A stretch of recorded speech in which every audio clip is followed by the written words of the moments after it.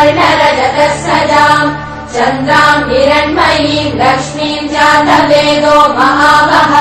ताम् महावः जातवेदो लक्ष्मीमनपगामिनीम् यस्याम् हिरण्यम् विन्देयम् गामश्वम् पुरुषानहम्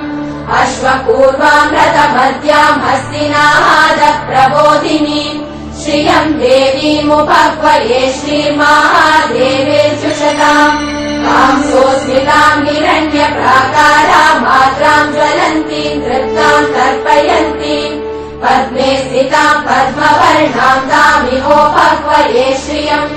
चन्द्राम् प्रभासाम् यशसाज्वलन्तीम् श्रियम् लोके देवचुष्टामुदाराम् ताम् पद्मिनीमीम् शरणमहम् प्रपद्ये लक्ष्मीम् मे नश्यताम् त्वाम् वृणे आदित्यवर्णे तपसोऽधिजातो वनस्पतिस्तव वृक्षोत बिल्वः तस्य फलानि तपसानुदन्तु मायान्तरायाश्च बाल्या अलक्ष्मीः उपैतु माम् देव सखकीर्तिश्च मणिना सह प्रादुर्भूतोऽस्मि राष्ट्रेऽस्मिन् कीर्तिवृद्धिम् ददातु मे शुक्तिपासामलाम् ज्येष्ठामलक्ष्मीम् नाशयाम्यहम् अभूतिमसमृद्धिम् च सर्वान् निर्मृद मे गृहात् गन्धद्वाराम् दुरादर्शाम् नित्यपुष्टाम् करीषिणीम्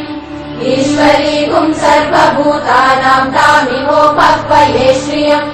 मनसः काममाकूतिम् वाचः सत्यमशीमनि पशूनाम् रूपमन्नस्य मयि श्रीशयताम् यशः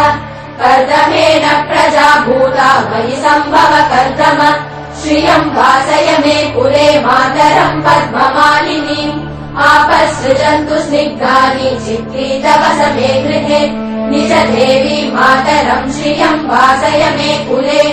आर्द्राम् पुष्करिणीम् पुष्टिम् पिङ्गलाम् पद्ममालिनीम् चन्द्राम् हिरण्मयीम् लक्ष्मीम् जातवेदो महावः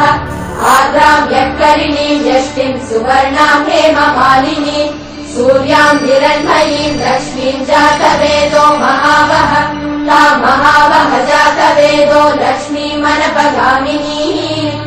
यस्याम् हिरण्यम् प्रभूतम् गावो दास्योश्वान् विन्देयम् पुरुषानहम् सर्वमङ्गलमाङ्गल्ये शिवे सर्वार्थसाधिके शरण्ये त्र्यम्बके देवि नारायणि नमोऽस्तुते नारायणि नमोऽस्तुते नारायणि नमोऽस्तुते ॐ महादेव्यै च विद्महे विष्णुपत्न्यै च धीमहि तन्नो लक्ष्मी प्रचोदयात् ॐ धनुर्धरायै विद्महे सर्वसिद्ध्यै च धीमहि तन्नो धरा प्रचोदयात्